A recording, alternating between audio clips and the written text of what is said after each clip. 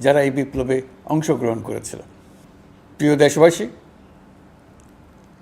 আমি আগেও জানিয়েছি, আবারও জানাচ্ছি, গণ অভ্যুত্থানে সকল শহীদের পরিবারকে পুনর্বাসন করা হবে।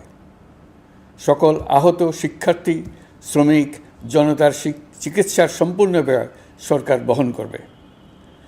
আহতদের দীর্ঘমেয়াদী এবং ব্যয়বহুল চিকিৎসা এবং শহীদদের পরিবারের দেখাশোনার জন্য স্বাস্থ্য মন্ত্রণালয়ের নেতৃত্বে একটি পূর্ণাঙ্গ তালিকা প্রস্তুত করা হয়েছে।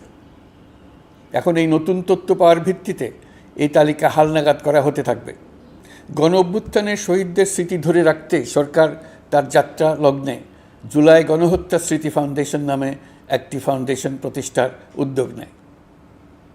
এখন সেই ফাউন্ডেশন তৈরি হয়েছে। সকল শহীদ পরিবার